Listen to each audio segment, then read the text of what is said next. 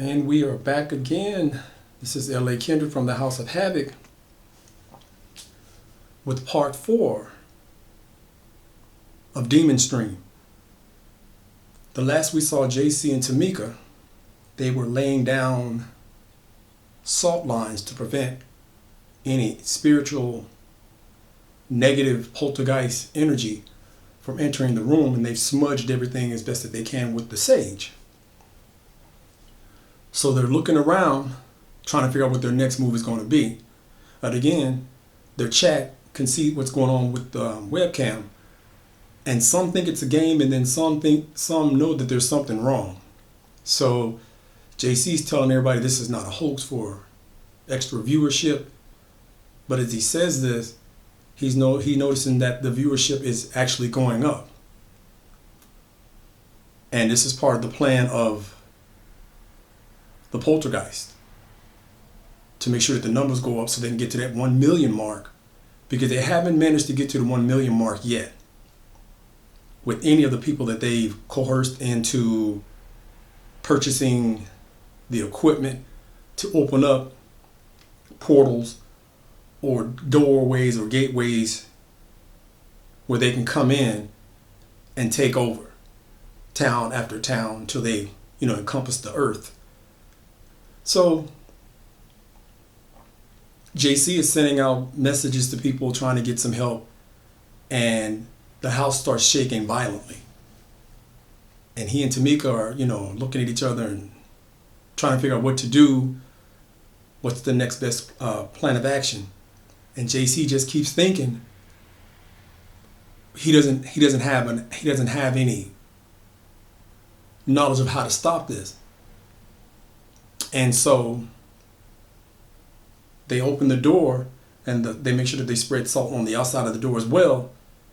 And they can see that the house is transforming from the outside, and they can see things just floating around in the house, stuffed animals of Tamika's collection, things just floating around the house, flying around the house, voices with no bodies, lights, wind, you name it, it's going on outside, just downstairs, and upstairs as well, trying to come upstairs as well. So Tamika shuts the door back, and she asks them what they're going to do. And just like that, they get a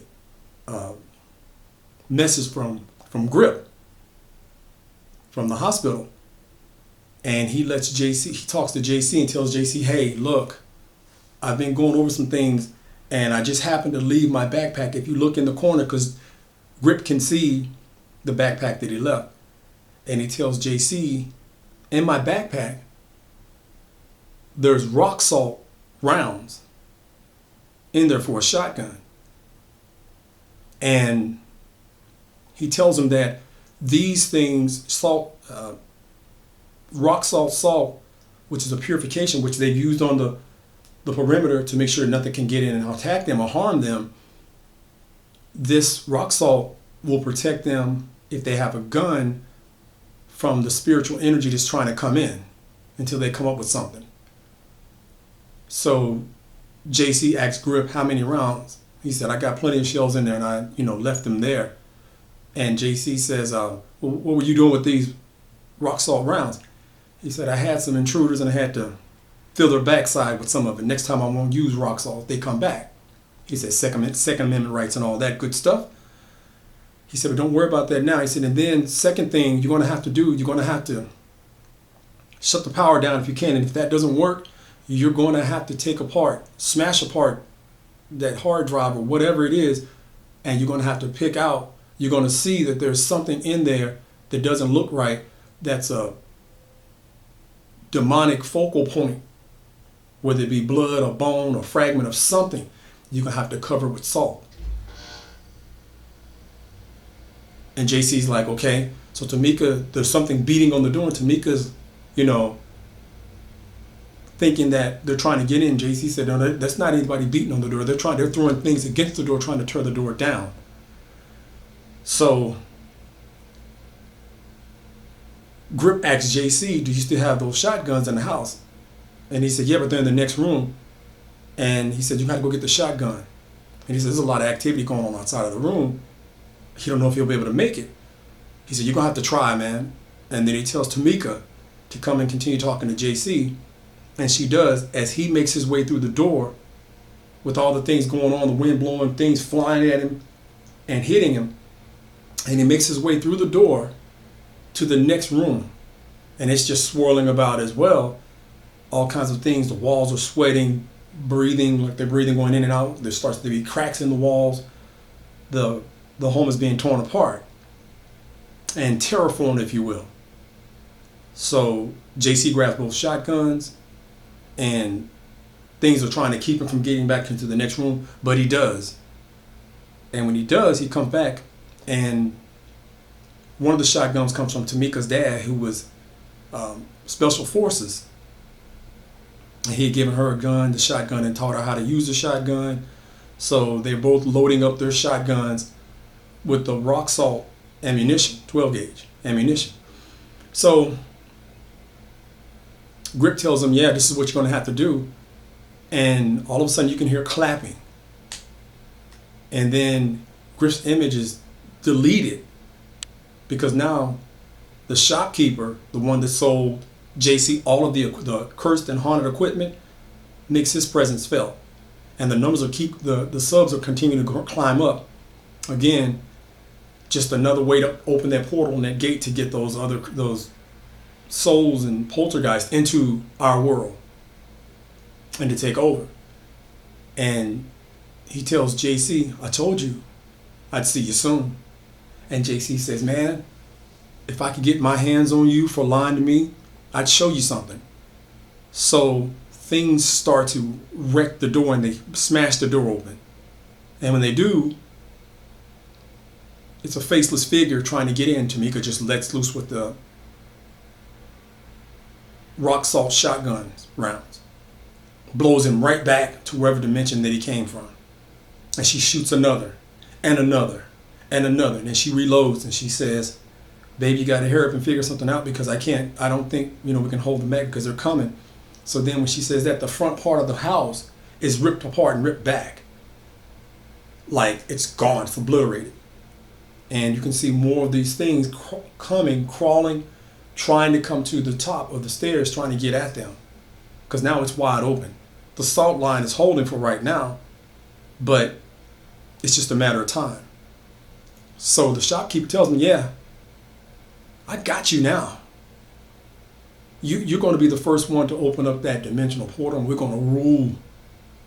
We're going to take over. This is what you guys need anyway. You humans, you're not worthy of anything.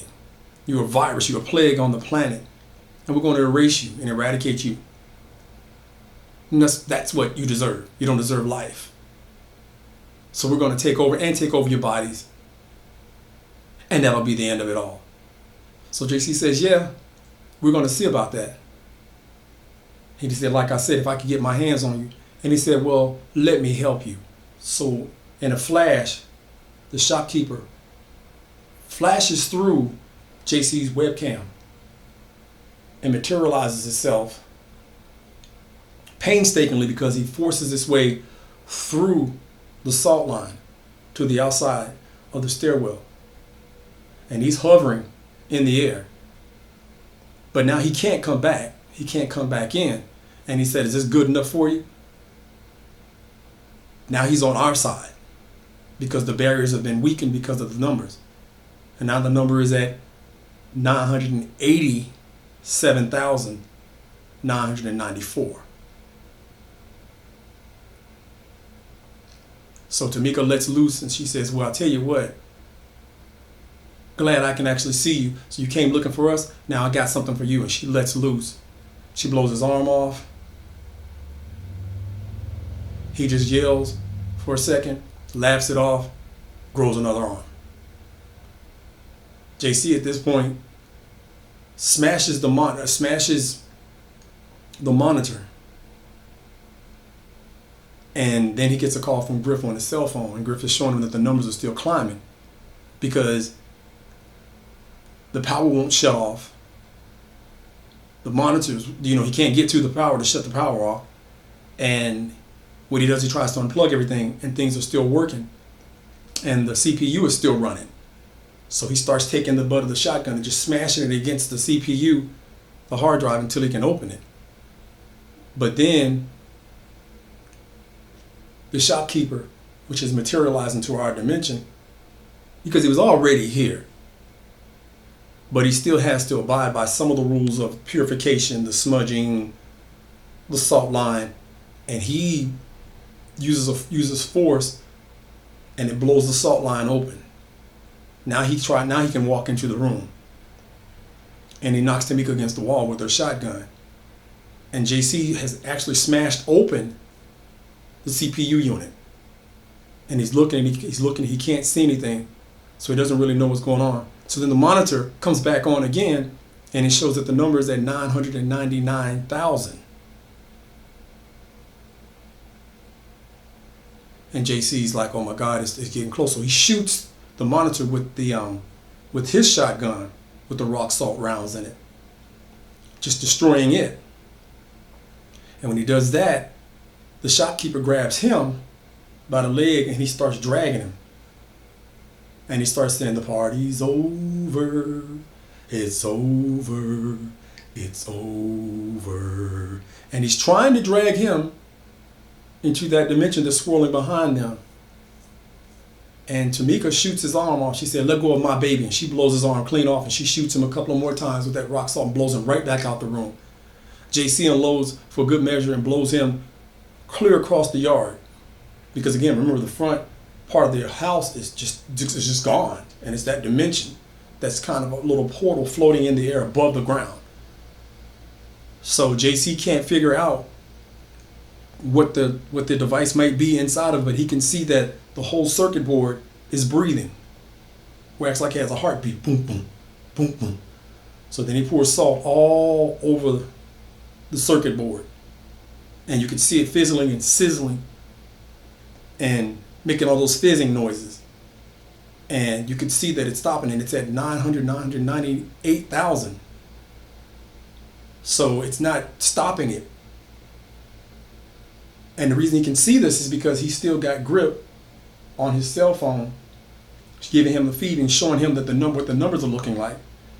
So JC at the last minute unloads his shotgun repeatedly until it just stops, and he's screaming, ah, because he doesn't think that he's going to stop it in time. And just like that, the whole thing just explodes.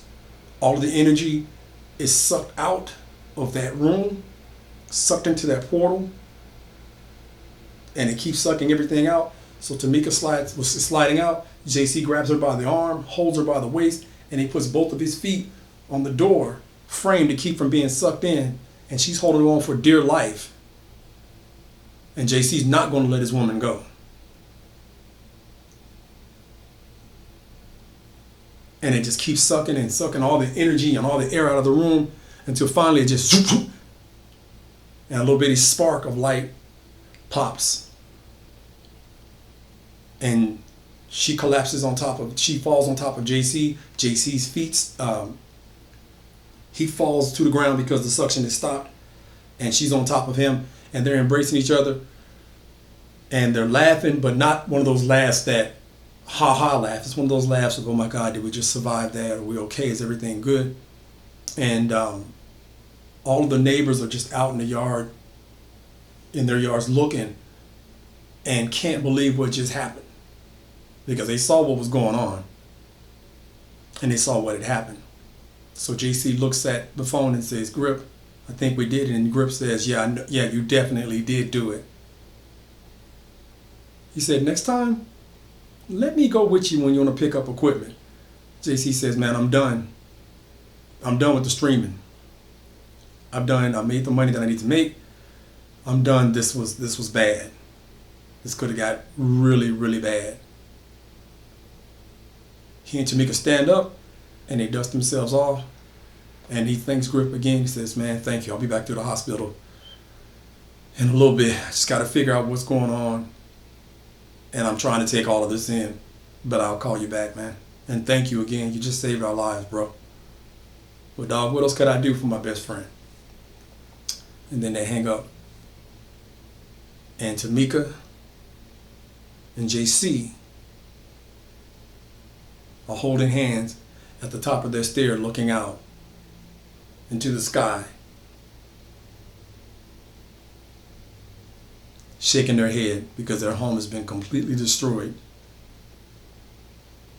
by evil poltergeists that wanted to take over our realm.